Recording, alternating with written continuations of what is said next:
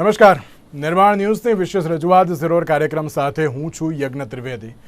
દર્શક મિત્રો, આપણે અત્યાર સુધી એવું સાંભળ્યું છે કે જ્યારે આપણે હોસ્પિટલમાં કોઈ પણ પેલું કે ને સારવાર કરવા માટે જઈએ ત્યારે આપણે દરેક લોકો, હું એકલો નહીં એટલે આપણે તમામ લોકો, ભાજપ કોંગ્રેસ આમાં માન નહીં કરું, પણ હું એક પહેલાં નોર્મલ વ્યક્તિ તરીકે વાત કરું કે જ્યારે આપણે જતા આવીએ તો ત્યારે એમ વિચારીએ કે અમારું પેશન્ટ સારી રીતે અત્યારે તો બહાર આવે, કોઈ પણ જે પ્રોપર સારવાર જોઈતી એ બધી પ્રોપર સારવાર એમને મળે અને સારી રીતે અત્યારે તો બહાર આવે. ચલો, આ એક વાત. બીજી વાત શું કે જો અત્યારે કંઈક ઇમરજન્સી હોય કે કોઈ અત્યારે ક્રિટિકલ સિચ્યુએશન હોય તો અમને સાથે રાખીને સારી એવી સારવાર કરે. પણ અમુક વાર એવી ઘટનાઓ આવતી હોય છે કે જેને કઈ રીતે અત્યારે તો જોવી એ ખબર નથી પડતી. કડીની વાત કરીએ. કડીના બોરીસના ગામમાં ખ્યાતિ હોસ્પિટલ દ્વારા એક મેડિકલ ચેકઅપનું આયોજન કરવામાં આવ્યું. મેડિકલ ચેકઅપમાં આ મારા આંકડા નથી, આ હોસ્પિટલના એડમિનિસ્ટ્રેશનના હેડ છે એમના જ આંકડા છે કે 90થી 110 વ્યક્તિઓ આવ્યા હતા મેડિકલ ચેકઅપ કરાવવા માટે. પછી એમાંથી અમુકને ક્યાંક થોડી ક્રિટિકલ સિચ્યુએશન હશે તો એ બધાને તાત્કાલિક હોસ્પિટલ લાવવામાં આવ્યા. એન્જિયોગ્રાફી, એન્જિયોપ્લાસ્ટી પણ કરાવવામાં આવી છે અને જેને એન્જિયોપ્લાસ્ટી કરે એમાંથી 2ના મૃત્યુ પણ થઈ ગયા. પરિવારજનો આક્ષેપ કરે છે, પરિવારજનો એમ કહે છે કે અમને પૂછ્યું નથી, બરાબર, અને એમને એમ ક્યાંક અત્યારે તો આ જે સર્જરી છે એ કરી દેવામાં આવી છે. બીજી બાબત એ પણ થતી હોય છે કે ગ્રામજનોએ જે રીતે વહેલી સવારે પહોંચીને હોસ્પિટલમાં તોડફોડ પણ કરી. બટ ઓબ્વિયસ છે કે ક્યાંક અત્યારે તો આ પ્રકારની પરિસ્થિતિ થાય તો થોડોક રોષ તો હોય, પણ આ પ્રકારની સિચ્યુએશન પણ ના થવી જોઈએ. બીજી એક બાબત એ પણ કે આ એ જ હોસ્પિટલ છે કે જેમાં 2022માં પણ આ પ્રકારની ઘટના થઈ હતી. સ્ટેન્ટ મૂક્યું હતું અને જે મૂક્યું અને પછી એક્સપાયર થઈ ગયા હતા જે કોઈ દર્દી હતા તે. એ વખતે કેમ રાજ્ય સરકારને યાદ ના આવ્યું કે ના કોઈ આપણે કાર્યવાહી કરીએ એમ? આ તો ચલો આ એક વાત કહી. અંધાબા કાંડની ઘટનાઓ પણ ઘણી બધી આવી હતી ગુજરાતની જે સામે કે જેમાં મોતિયાનું ઓપરેશન કરાવવા માટે ગયા અને મોતિયાનું ઓપરેશન જેવું કરાવી દીધું અને પછી ક્યાંક એમણે રોશની પણ ગુમાવી દીધી. સવાલ એ થાય છે કે આમાં મારે કોઈ રાજકારણની વાત નથી કરવી, મારે ખાલી એક જ વાત કહેવી છે કે જ્યારે કોઈ પણ દર્દી આશા અપેક્ષાઓ લઈને હોસ્પિટલના જે સીડીઓ ચડતો હોય ને તો એ આશા અને અપેક્ષા ઉપર અત્યારે તો પાણી ના ફરવું જોઈએ. જેની જવાબદારી હોસ્પિટલ તંત્રની પણ છે અને સાથે રાજ્ય સરકારની પણ છે. રાજ્ય સરકારની એટલા માટે કારણ કે એમણે પરમિશન આપી છે ને સાહેબ હોસ્પિટલ ખોલવાની, દર્દીઓની સેવા કરવાની. હું સેવા કહું છું, અત્યારે તો ક્યાંક પૈસા કમાવાની બાબતો આવતી હોય, જે સેવા કરવાની છે અત્યારે પરમિશન આપે છે ને તો પછી જવાબદારી પણ તેમની હોય છે કે આ પ્રકારની પરિસ્થિતિ ના સર્જાય છે. મુદ્દા ઉપર ચર્ચા વિચારણા કરવી છે. મુદ્દા ઉપર ચર્ચા વિચારણા કરવા માટે અમારી સાથે જોડી ગયા છે ડૉક્ટર ઈશાન ત્રિવેદી કે જેઓ સિનિયર ફિઝિશિયન છે. સાથે સાથે લિપિબેન ખંધારા આપણી સાથે જોડી ગયા છે કે જેઓ ભારતીય જનતા પાર્ટીના પ્રવક્તા છે. સાથે સાથે સ્નેહલભાઈ ઠાકરે આપણી સાથે જોડી ગયા છે કે જેઓ કોંગ્રેસ પાર્ટીના પ્રવક્તા છે. જે આ ત્રણનું સૌથી પહેલાં તો સ્વાગત છે. ઈશાનભાઈ, તમારાથી હું શરૂઆત કરીશ. મારે સૌથી પહેલાં એ બાબત જાણવી છે આપની પાસેથી.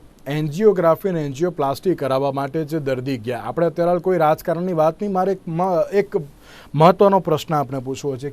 એવી શું ઘટના બને, એવી કેવા પ્રકારની અત્યારે તો સર્જરીમાં ક્યાંક બોલો કે પછી કંઈક બીજું કંઈ થાય કે જેના કારણે દર્દીનું મૃત્યુ થતું હોય? આપની પ્રતિક્રિયા તેને લઈને. યજ્ઞભાઈ, સૌથી પહેલા તો આપના માધ્યમથી તમામ જનતાને એટલી એક રિક્વેસ્ટ કરવા માંગુ છું કે કોઈ પણ ડોક્ટરનો કે કોઈ પણ હોસ્પિટલનો એવો આશય ન હોય કે હું આ દર્દીને નુકસાન પહોંચાડું કે મારા દ્વારા આ દર્દીનું મૃત્યુ થાય. હંમેશા ડોક્ટર તો એવું જ ઈચ્છે કે તેનાથી તેના દર્દીને સારું થાય. એટલે આપણે એ કોન્સેપ્ટને કદાચ એવું માનીએ કે કોઈ ડોક્ટરનો એવું તો પેલું ઈચ્છા ન હોય કે મારાથી કોઈ દર્દીને નુકસાન થાય કે એનું મૃત્યુ પરિણમે.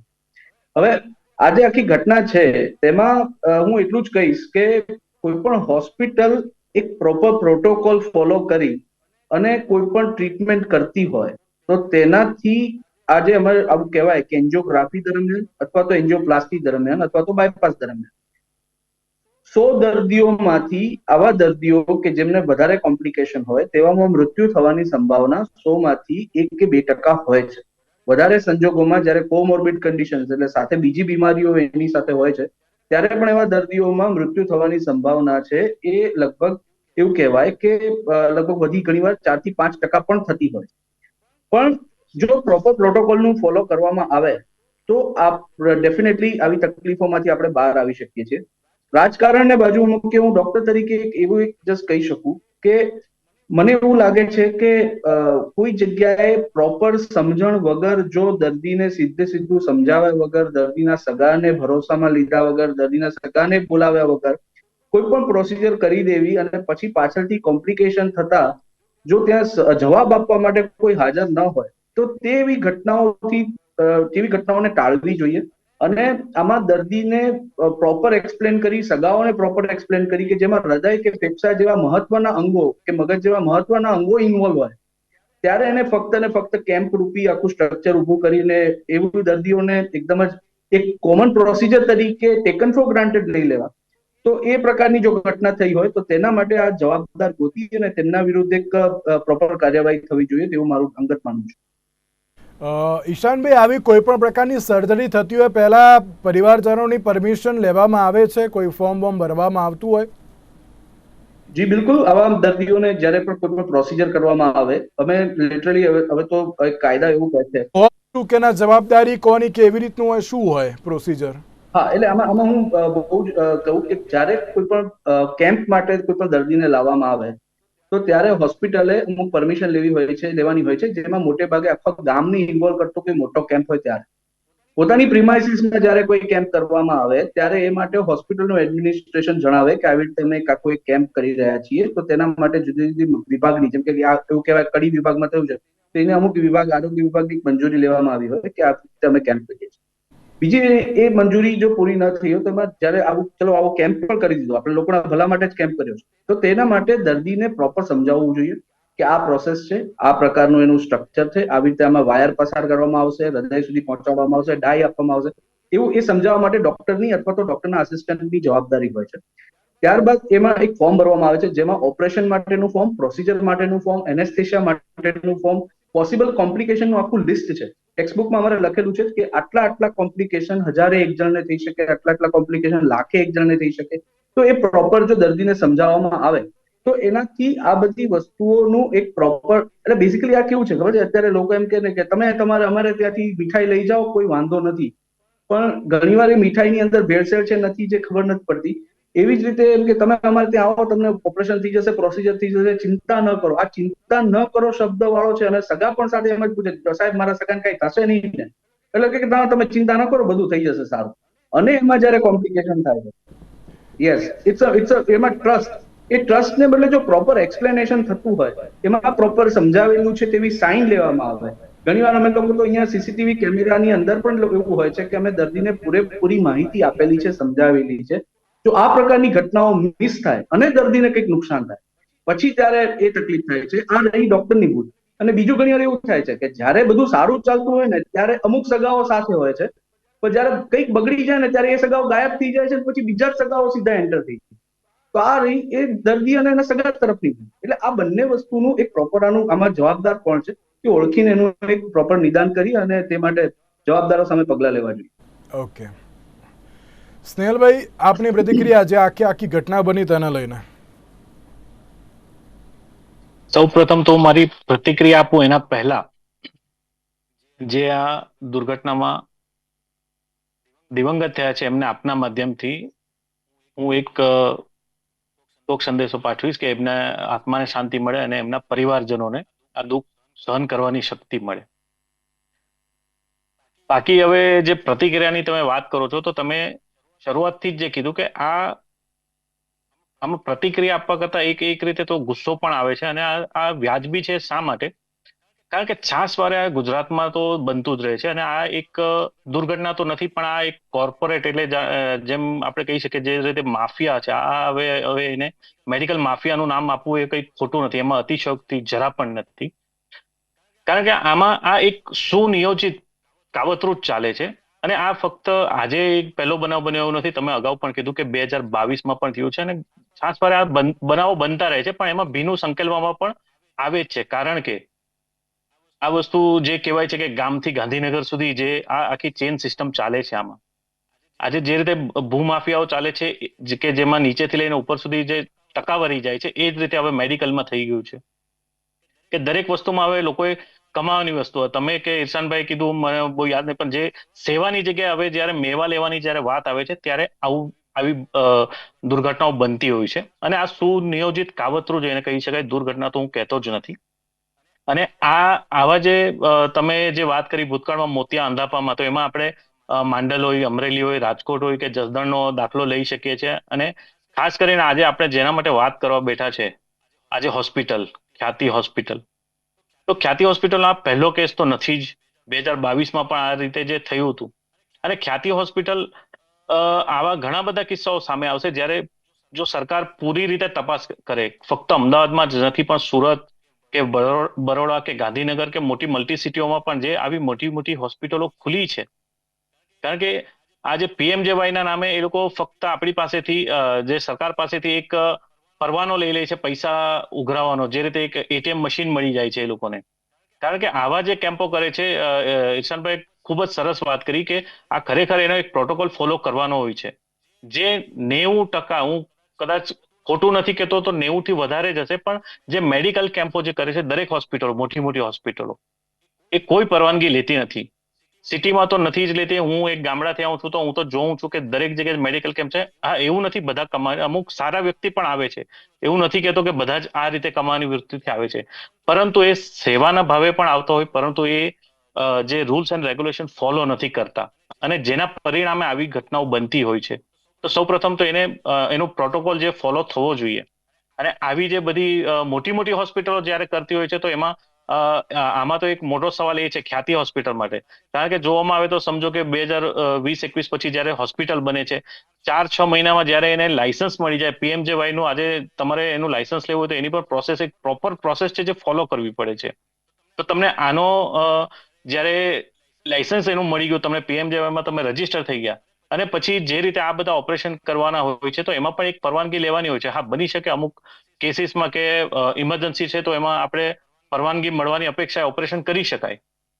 પરંતુ આમાં જેટલું જાણવા મળ્યું છે એમાં તો આ દર્દીઓના સગાવાલાઓને કોઈ જાણ નથી કરી. અને ઈશાનભાઈને જે રીતે કીધું તે રીતે કે દરેક દર્દીને કોઈ પણ હોસ્પિટલ, આજે અમે પણ જઈએ, કોઈ તાવ વાળું દર્દી હોય કે ગમે તે, એને શરદી ખાંસી, તો પણ આપણે ડોક્ટરને પૂછીએ સાહેબ સારું તો થઈ જશે ને, એમ. તો ડોક્ટર આપણે સાંત્વના આપે છે, પણ આમાં તો સાંત્વના તો ઠીક, પણ એના પરિવારજનોને ખબર પણ નથી કે અમારું ઘરનું માણસ આ જગ્યાએ ગયું છે અને એમને સીધું આ ઓપરેશન કરવામાં આવે છે. અને લગભગ હું ખોટો નહીં હોય તો ઈશાનભાઈ કદાચ 1000 આ જે એન્જિયોગ્રાફીના કેસમાં કદાચ 1000માં શક્યતા રહી છે કે જો મોત થાય, એટલે 0.01% આપણે કહી શકીએ.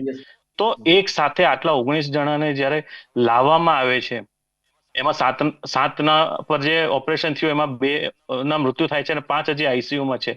તો કેટલી નિર્દયતા, કે પૈસા કમાવાની કેટલી લાલચ. કારણ કે અમને તો એવું જાણવા મળ્યું છે કદાચ એ લોકોના ખાતામાં પૈસા આવી ગયા છે, આ જે હોસ્પિટલના ઓથોરિટી છે એમાં પૈસા પણ આવી ગયા છે એવી વાતો મળી છે.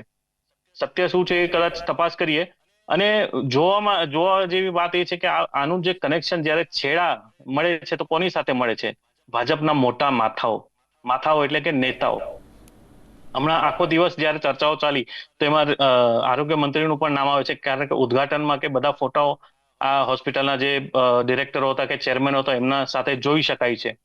હા, એમણે એક નિવેદન આપ્યું છે છેલ્લે મોડે લગભગ 1 વાગે પછી. સવારથી તો એ પ્રચારમાં વ્યસ્ત હતા મહારાષ્ટ્રમાં, પરંતુ મોડું એક એમનું નિવેદન આવ્યું છે કે આમાં 5-6 વાગે પછી એક પ્રાથમિક રિપોર્ટ આવશે અને તપાસ કરીશું. પરંતુ આ સ્ટેટમેન્ટ કદાચ તમને યાદ હોય, હું ખોટો નથી, પણ જ્યારે મોરબી સ્નેહલભાઈ, હું દુર્ઘટના આપને રોકવા માંગુ છું. જી, બસ છેલ્લું ખાલી એક ઋષિકેશભાઈ માટે જ કહું છું કે આજે આરોગ્ય મંત્રી છે, પણ જ્યારે મોરબી દુર્ઘટના વખતે પણ એમણે એક સ્ટેટમેન્ટ આપેલું, કદાચ તમને યાદ જ હશે, તમે મીડિયા પર્સન છો તો તમને બરાબર યાદ હશે કે ત્યારે પણ એ મંત્રી જ હતા ને ત્યારે પણ જે કીધું કે કોઈને છોડવામાં નહીં આવે, આના પર પૂરી તપાસ કરીશું. તો મોરબીમાં શું થયું છે આજે આપણે જાણીએ જ છે. તો અમને ખબર જ છે કે આમાં કોઈ સરકાર કંઈ કરવાની નથી. જ્યારે લઠ્ઠાકાંડમાં તરત જ્યારે વળતરની પણ જ્યારે માંગણી થાય છે કે જે સરકાર જાહેરાત કરે છે, તો અત્યાર સુધી કરી પણ નથી. અને કોંગ્રેસ તરફથી તો અમારી માંગણી છે કે આ પરિવારને 1 કરોડની સહાય મળવા જોઈએ. પૈસા તો ઓછા જ છે જે આપો તે, પણ 1 કરોડ ઓછામાં ઓછું વળતર એમને મળવું જોઈએ.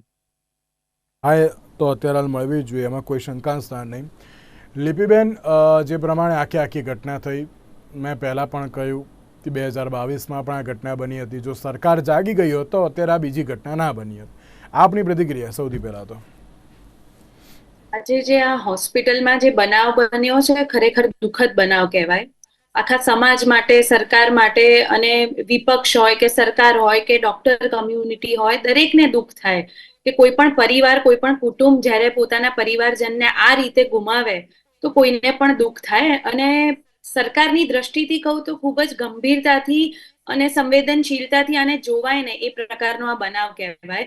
અને સરકાર પૂરેપૂરી આની જવાબદારી લે છે. તમે જોશો તો એન્ટી ફ્રોડ જે યુનિટ છે એને આની તપાસ સોંપવામાં આવી છે. આ ફક્ત એક બનાવની તપાસ નહીં, પરંતુ આની પાછળ કે આયુષ્માન કાર્ડથી લઈને એ સારવારથી લઈને શું એક કેસ હતો, એ હેલ્થનું કન્ડિશન શું હતું, જેમ ડોક્ટર સાહેબે કહ્યું કે કોઈ બીજા પણ કુદરતી કંઈ કારણ હોઈ શકે, કંઈ એક્સિડેન્ટલ કારણ હોઈ શકે અને આ કારણ હોઈ શકે. તો આ પ્રકારે આખી એની તપાસ ફક્ત આ એક બનાવ નહીં, પરંતુ આગળ એવો દાખલો બેસાડવામાં આવશે કે ક્યારેય આવો બનાવ ક્યાંય ના બને. એટલે આનું આ ખરેખર એક દુઃખદ જ બનાવ કહેવાય. સરકાર પૂરેપૂરી આની જવાબદારી લે છે અને એના માટે સખતથી સખત જેટલા પગલા પોલીસથી, લો એન્ડ ઓર્ડરથી લઈ શકાય, જેમ કે હોસ્પિટલમાં કહીએ તો માલિકથી લઈને ડોક્ટરથી લઈને જેટલો પણ મેડિકલ સ્ટાફ આમાં ઇન્વોલ્વ હશે, ચોક્કસથી એ બધા પાછળ કડક પગલા લેવામાં આવશે. પણ સૌથી પહેલું પગલું એ આવે કે આની તપાસ કરવી પડે. આ એક મેડિકલ કેસ છે, આ કોઈ ક્રાઇમ જે પેલા રોડ પર થાય છે કે ટેરરિઝમ છે એ નથી. આ એક મેડિકલ કન્ડિશન છે. તો મેડિકલ કન્ડિશનના બધા આસ્પેક્ટને એક મેડિકલ જે કમિટી હોય અને આ જે એક ફ્રોડ થયું છે એનું જે યુનિટ છે એ બધાની ચોક્કસથી એક તપાસ કરશે અને એના ઉપર ઠોસ પગલાં લેવામાં આવશે ને એક ઉદાહરણ બેસે એ પ્રકારેના પગલાં લેવામાં આવશે. બીજી હું એક વાત કહીશ કે જેમ ડોક્ટર સાહેબે પણ કહ્યું કે જુદા જુદા કન્ડિશને હોઈ શકે ને એ રીતે, પણ હું એક આયુષ્માન કાર્ડની યોજના માટે વાત કરીશ કે આ છે ને ખૂબ જ આશીર્વાદજનક એક યોજના છે. કરોડો લોકો છે જેને આ યોજનાનો લાભ મળ્યો છે. પહેલા આપણા દેશમાં એવી પરિસ્થિતિ હતી 2014 પહેલા કે જ્યારે એક ગરીબ કુટુંબમાં આવી કોઈ બીમારી આવે, હાર્ટની આવે, કેન્સરની આવે ને એવી મોટી બીમારી, ઓપરેશન આવે તો એ લોકો પૈસાના કારણે ઈલાજ ના કરાવી શકે અને મૃત્યુ પામે. તો એને દૂર કરવા માટે જ્યારે આટલી સરસ એક યોજના ગરીબોને એક સપોર્ટ કરવા માટે આવી હોય ને, ત્યારે આ યોજનાને એક જનરિક એક એમનું સ્વરૂપ ના આપવું જોઈએ કે બસ આ કાર્ડથી કે આ જગ્યાએ જઈએ કે આ રીતે, પણ એને એક આજે બનાવ બન્યો છે એ ના બને ક્યારેય કોઈ હોસ્પિટલ, કોઈ શહેર, કોઈ જગ્યાએ એના માટે જે પગલા ભરવાના હોય ને એના માટે જે તપાસ કરવાની અને લો એન્ડ ઓર્ડરથી જે કામ કરવાનું હોય, ચોક્કસથી સરકારની જવાબદારી છે ને એ કરશે. બીજી હું એક વાત કહીશ કે ભાઈએ જે વાત કરી કે મોટા માથા ને આ બધું છે ને એક પ્રકારનું બેઝલેસ એક રાજકારણ બધા સ્ટેટમેન્ટ છે કે આ આની જોડે એસોસિએટેડ છે. એમ હવે ફોટાની વાત કરીએ તો રાહુલ ગાંધી ને પ્રિયંકા ગાંધીના આતંકવાદીઓ જોડે ફોટા છે. આપણા પહેલાના પૂર્વ પ્રધાનમંત્રી મનમોહન સિંહના પણ પહેલાના આતંકવાદીઓ જોડે ફોટા છે.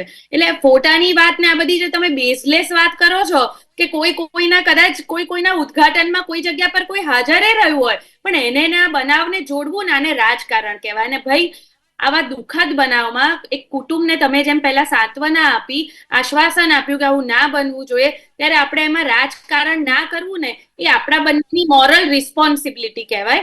એટલે હું ચોક્કસથી એક વાત કહીશ કે સરકાર આની પૂરેપૂરી જવાબદારી સરકારની છે, સરકાર જવાબદારી લે છે અને આની પૂરેપૂરી 360 ડિગ્રી જ્યારે તપાસ થશે, એનો બધો ડેટા આવશે, એના બધા જ જે પણ પોઈન્ટ્સ છે જે આવશે, આપણી સામે હકીકત આવશે, ત્યારે તમે જોશો કે કેટલા કડક પગલા આના સામે લેવામાં આવશે.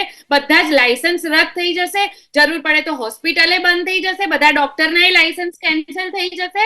પરંતુ એના માટે પહેલું પગલું જે લો એન્ડ ઓર્ડરમાં આવે ને, મેડિકલ તપાસ કરવાની વાત છે કે આખો બનાવ બન્યો છે કઈ રીતે ને એમાં કોણ કોણ ઇન્વોલ્વ છે. તો એ સરકારની જવાબદારી જે પણ કહો છો એ પછી અમલીકરણ થશે ને. તમે કહો છો હોસ્પિટલ બંધ થઈ જશે, પછી અમે જોઈશું. રાજ્યમાં ફક્ત મેડિકલની વાત નથી, તમે જુઓ ક્રાઇમમાં કેટલું તરત જ એના પર એક્શન લેવામાં આવે છે. અડધી રાતના અમુક કલાકોમાં આરોપીઓને પકડીને ગુનાની સજા આવે છે.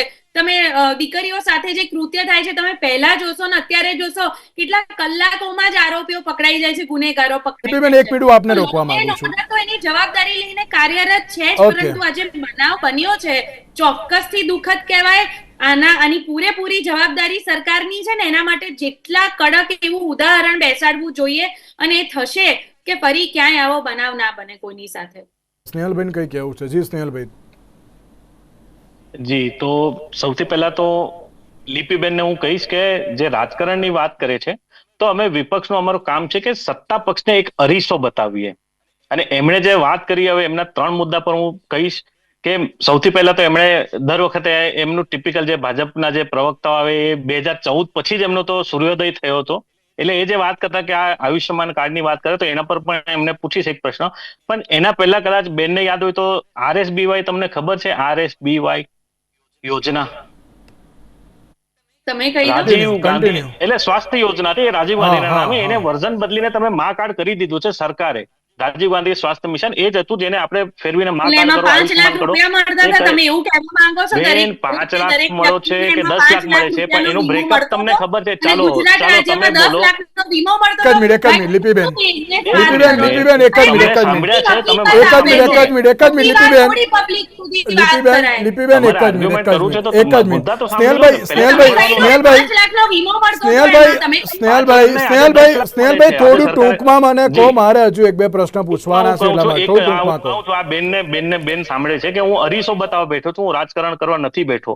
અને બીજી વાત જે એમણે કીધું, એટલે જ મેં કીધું કે એમણે, એટલે જ કહું છું કે 2014 પછી એમને સૂર્યોદય દેખાય છે. તો એના પહેલા પણ રાજીવ ગાંધી સ્વાસ્થ્ય બીમા યોજના હતી, એ સારી ચાલતી હતી. એને નામ એ બદલીને કરી બધી દીધું એ આયુષ્માન. અત્યારે મારે કોઈ પણ સાંભળો, યોજનાઓમાં નથી સાંભળો, પડવું, અત્યારે આની વાત રાજીવ કરજો ગાંધી પ્લીઝ. મળતા હોય. 1 રૂપિયો મૂકો ને તો પણ ડોક્ટર 15 સાહેબ અહીંયા પૈસા બેઠા પહોંચે, તો એવી છે. કોઈ જે રીતે યોજના આપણે હોઈ શકે? વીમો લઈએ 1 છીએ, રૂપિયાના 15 પૈસા 10 લાખ પહોંચતા પૂરા હોઈ નથી શકે? મળતા. 10 તો લાખ મને હોય કે નથી 5 લાખ હોય, એ પૂરા નથી મળતા. બેન, સાંભળવાનું રાખો ને 15 બેન. પૈસા મળતા હશે 1 લીપીબેન, let him complete, let him complete, થોડી please. હિંમત Let રાખો him બેન, complete. સાંભળવાનું રાખો. તો એમણે સ્નેહલભાઈ, જે વાત કરી તો હા, સ્નેહલભાઈ, ખાલી એટલે 30 કાર્ડની જે સેકન્ડ વાત પ્લીઝ. કરું છું તો કાર્ડમાં ના, એમણે જે તપાસની વાત કરી તો તપાસ પર પહેલો મુદ્દો એમણે તપાસનો બોલ્યો તો એના પર બોલું છું કે તપાસની જ્યારે વાત કરી તો બેન, રાજકોટની જે દુર્ઘટના હતી એમાં શું થયું? જો તપાસ જ કરવી હતી તો સરકારે આદેશ આપ્યા હતા, હજી સુધી કઈ થયું નથી. હરણી દુર્ઘટનામાં શું થયું? એમ બધાની એના પછી મોરબીની ધરપકડ દુર્ઘટના કરવામાં હતી, આવી એમાં છે. એક મિનિટ, લીપીબેન, લીપીબેન, એક મિનિટ, એક મિનિટ, એક મિનિટ. હું તમને ટાઈમ આપું છું, લીપીબેન. પ્લીઝ, નહીં, નહીં, નહીં, લીપીબેન, તમે નહીં, તમારું નહીં. તમે ડાયવર્ટ નહીં સવાલ કરો પૂછો બેન. છો, હું જવાબ આપું છું. હું એ પછી તમને જવાબ સમય આપી મળશે, દેજો. તમે બોલી લીધું એના પછી જ મેં કીધું તમે સ્નેહલભાઈ, ખાલી કાગળ 30 પેન સેકન્ડ લઈને નહીં પ્લીઝ, આવો. ખાલી 30 સેકન્ડ. આ 30 સેકન્ડમાં હું કહું છું કે બેન જયારે તપાસની વાત કરે છે તો દર વખતે એ લોકોનું ગોખેલું જ હોય છે. તપાસ થશે, કડકમાં કડક પગલા લેવાશે, પરંતુ નથી રાજકોટમાં લીધા, નથી હરણીમાં લીધા, નથી મોરબીમાં લીધા કે નથી આમાં લેવાના. બસ ફક્ત એ લોકોનું સ્ટેટમેન્ટ આવે છે. અને બીજી જે વાત કરી છે કે મા કાર્ડની, તો મા કાર્ડમાં 10 લાખ મળતા હોય કે 5 લાખ મળતા હોય, તો એનું બ્રેકઅપ છે. સર્જરી, જો કોઈએ સર્જરી કરાવી હોય તો એના 10,000 મળશે. કોઈના અલગ અલગ, જેવી રીતના આપણે કાર વીમો મળે છે ને, તમારે રિસર્ચ કરવી હોય તો ગૂગલ કરી લેજો, રિસર્ચ કરી લેજો. 10 લાખ પૂરા નથી મળતા. સરકારે ફક્ત એક લોલીપોપ બતાવ્યો છે, બાકી પૂરી સહાય નથી જ મળતી એમાં. અને આ જે કેમ્પો થાય છે ને, એ જેવી રીતના પેલા સિમ કાર્ડ વેચવા જાય છે મોબાઈલ કંપની વાળા, એવી રીતના આ લોકો કેમ્પ કરવા નીકળી પડે છે. અને બસ તમને આ ફાયદો થશે, એ ફાયદો, લોભામણી જાહેરાત કરીને એ લોકોને લઈ આવે છે. એટલે હું એ જ કહું છું કે જે સંવેદનાની વાત કરો છો જ્યારે બેન, તો સંવેદનાને સમજવા માટે જે વેદના થાય ને, એને પહેલે તમારામાં સંવેદના હોય તો તે વેદનાને તમે સમજી શકો છો. Okay, okay. એટલે આરોપો જે લગાવો છો તો લીપીબેન, એના પર કાર્યવાહી ક્યારે થશે, મારો તો એ ખાસ પ્રશ્ન છે. લીપીબેન, મારો સીધો એક સવાલ હવે આપણે છે. મેં પહેલાં કહ્યું કે 2022માં આ ઘટના બની હતી, ત્યારે ક્યાંક સરકાર જાગી કે ના જાગી હવે એ તો ખબર નહીં, પણ હવે જાગશે કે નહીં. બીજી એક બાબત એ પણ કે મોતિયાની જે ઘટના સામે આવી હતી, ઈશાનભાઈ પણ જાણતા હશે, સ્નેહલભાઈ પણ જાણતા હશે કે જે મોતિયાનું ઓપરેશન કરવા માટે ગયા હતા એ વખતે દર્દીઓએ આંખ પણ ગુમાવવાનો જે વારો આવ્યો હતો. જો આ બધામાં જો સરકાર પહેલેથી જાગી ગઈ હોત ને તો અત્યારે આ પ્રકારની પરિસ્થિતિ ના સર્જાય. લીપીબેન, દર વખતે એમ કહેવામાં આવે છે કોઈ ચમનબંધીને છોડવામાં નહીં આવે, પણ આ વખતે હવે એક ઉદાહરણરૂપ કાર્યવાહીની બહુ જરૂર છે, કારણ કે આમાં ક્યાંક જાહેર જનતાનું જે જીવન છે તે જોખમાય છે તેવો આક્ષેપ પરિવારજનો અને જાહેર જનતા ખુદ કરી રહી છે. લીપીબેન, તમારી વાત ચોક્કસથી સાચી છે. એટલો દુઃખદ બનાવ છે કે એક એવું એક્ઝામ્પલરી પગલું સરકારે ભરવું જોઈએ અને ચોક્કસથી તપાસ થશે. આમાં કયા કયા સ્તરે કોણ કોણ ઇન્વોલ્વ છે બધું ખબર પડે. એક મેડિકલ કન્ડિશન સાઇડથી પણ બધી માહિતી મળે, પછી ખબર પડે કે કયા આરોપીઓની ધરપકડ કરવીને કોના ઉપર પગલાં લેવા. અને ચોક્કસથી તમે એક ઉદાહરણ ભર્યા બધા પગલાં આમાં જોઈ શકશો. પણ હું ફરી વખત કહીશ કે આયુષ્માન યોજના એક આશીર્વાદ રૂપી યોજના છે અને કોઈ જનરલાઇઝ કરીને કોઈ મિસકન્સેપ્શન લોકો વચ્ચે ના આપણે ફેલાવો જોઈએ. બીજું ભાઈએ કીધું કે કેમ્પ કરી લે છે, આમ કરી લે છે, તો મેડિકલ કેમ્પે કેટલી બધી સારી સારી સંસ્થાઓ કરે છે. સારા હોસ્પિટલ કરે છે તો લોકોને ફાયદો છે, ગરીબ લોકોને જ પ્રકાર તમે ના પાડતા જ નથી લીપીબેન, અને કોઈ પણ જંગી આ પ્રકારની ઘટનાઓ બને ને એટલા માટે સવાલ કરવો પડે ઘટના છે. બને એને ચોક્કસથી સજા મળે ને એવું ઉદાહરણ સેટ થાય કે ફરી કોઈની હિંમત ના થાય કે આવી કોઈ ઘટના બને. એ ચોક્કસથી સરકારની જવાબદારી છે અને સરકાર એ જવાબદારી સરસ રીતે નિભાવશે. એ ચોક્કસથી નિભાવશે. પણ આ બનાવ બને, એની માહિતી મળે, એના ઉપર જે ઇન્ક્વાયરી થાય, એનું બધું આમ તપાસ થાય, એના પછી ખબર પડે કે કોણ ઇન્વોલ્વ છે, કેટલા સ્તરે કોણ ઇન્વોલ્વ છે, એની ધરપકડ થઈને એના પર પગલા ભરાય. એ યોજનાને લઈને આપણી પ્રતિક્રિયા, પ્લસ જો આ પ્રકારની હવે આ ઘટના ન સર્જાય, આપ પણ એક ડૉક્ટર છો, આપ પણ લોકોની અત્યારે તો ઘણી સારી એવી સારવાર કરો છો, પણ આ પ્રકારની ઘટના ફરી એકવાર રિપીટ ન થાય તેના માટે કેવા પ્રકારની કાર્યવાહીની પણ જરૂર? સૌથી પહેલા તો સર, મા યોજના એવું કહેવાય કે સરકાર અત્યારે મને એવું લાગે છે કે કોઈ પણ સરકાર, ભાજપ સરકાર, કોંગ્રેસ સરકાર કે કેન્દ્રની સરકાર, મા યોજના કે આયુષ્યમાન પીએમ જેવા યોજના, એનું પહેલા જે નામ હતું હવે જે નામ છે, પરંતુ એને મળતી સહાય પહેલા કઈ હતી હવે કઈ છે, પરંતુ હવે એ યોજના ખરેખર સારી છે. સારી ઇન ધ સેન્સ કે એવા દર્દીઓને કે જે લોકોને આર્થિક દ્રષ્ટિએ પરવડતું નથી, તેવા દર્દીઓને સારી સર્વિસીસ, અને હવે મેડિકલ સર્વિસીસ માટે એ લોકોને ક્યાંય કોઈની જગ્યાએ પોતાની જમીન કે પોતાનું ઘર ગીરવી રાખી અને દર્દીની સારવાર કરાવવી પડતી નથી. આશય બહુ જ સારો છે, પણ અમલ કરવામાં આ એક આવી જ એક છે ને, સરકારની એક સ્કીમ હતી મનરેગામાં, જેના વિશે એવું કહેવાતું કે આટલા રૂપિયા જનરેટ થાય છે ને આટલા રૂપિયા પહોંચે છે, એવી વાતો હું નાનો હતો ત્યારે સાંભળતો. એવું જ અત્યારે પીએમજેવાયમાં પણ કદાચ થઈ રહ્યું હોય તો તેના માટે સરકારે પણ અત્યારથી જાગવાની જરૂર છે. આરોગ્ય અને શિક્ષા બધા લોકોને સરખી અને સારી રીતે મળે, તેના માટે સરકાર પ્રતિબદ્ધ છે, જે આપણા બંધારણમાં લખેલું. એમાં આર્થિક દ્રષ્ટિએ ઓછા, આર્થિક દ્રષ્ટિએ વધારે, આ પ્રકારના ફાટા પડવાના ચક્કરમાં એવી ઘણી ગાડીવાળા પણ, મોંઘીદાટ ગાડીવાળા પણ અત્યારે પીએમ જેવા યોજનાનો લાભ લેતા હોય તેવું કદાચ જો હોય તો એના વિશે સરકારે ગંભીરતાથી વિચારવું જોઈએ. કા સરકાર બધા લોકો માટે આ એક રૂલ લાગુ પડે કે પીએમ જેવાયમાં બધી જ હોસ્પિટલો, બધા જ નર્સિંગ હોમ આવરી લેવામાં આવશે, અથવા તો બધા જ નર્સિંગ હોમ અને બધા જ હોસ્પિટલો જો આવરી લેશે તો તેને સરકાર દ્વારા નિયંત્રિત કરેલી એક પ્રોપર સિસ્ટમ નક્કી કરવામાં આવશે, તેને આ દવાઓ પહોંચાડવામાં આવશે. એજન્ટ શાહી પ્રત્યે કડક લગામ લગાવવામાં આવે. લોકો પોતાના જીવના જોખમે જો એજન્ટ શાહી દ્વારા પ્રેરાઈ અને આની અંદર કોઈ ઓપરેશન કે કોઈ પ્રોસિજર કરાવવા માટે પ્રેરાતા હોય તો આ વસ્તુનું ગંભીરતાથી એનું વિચારી અને સરકાર દ્વારા તેનું નિરાકરણ હોય. હંમેશા કોઈ પણ સરકાર આશય સારા સાથે જ કોઈ યોજના અમલમાં મૂકતી હોય, પરંતુ જ્યારે જમીની સ્તરે શું હકીકત છે, જમીની સ્તરે કઈ રીતે એનો લાભ લેવામાં આવે છે, જમીની સ્તરે એનો કઈ રીતે ગેરલાભ લેવામાં આવે છે, જો આ પ્રકારની ઘટનાઓ વિશે સરકાર પોતે નોલેજમાં લે. કારણ કે મેં એવું સાંભળ્યું છે કે 2022-23માં કેગનો જે રિપોર્ટ આવ્યો તેની અંદર 3054 કરોડનું ચૂકવણું થયું, પણ આ 3054 કરોડનું ચૂકવણું જે વખતે પીએમ જેવા યોજનાના જેટલા બેડ હતા તેના કરતા આ ચૂકવણું ઘણું વધારે છે.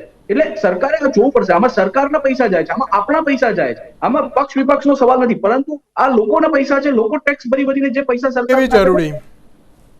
યસ, એટલે આની કાર્યવાહી એક પ્રોપર કરવી પડે અને કેમ્પ રિલેટેડ પ્રોપર એક સિસ્ટમ ડેવલપ થવી જોઈએ. એમાં ડોક્ટરોની જવાબદારી આવે છે કે દરેક દર્દીને જાણે પહેલો જ દર્દી છે તેવી રીતે એક વસ્તુ સમજાવવી જોઈએ. દર્દીને સમજાય તે ભાષામાં, દર્દીને એનો એક ઓન ઓફિશિયલ રેકોર્ડ લેવામાં આવે, તેની સાઇન લેવામાં આવે અને પછી તમે પ્રોસેસ કરો તો થઈ શકે.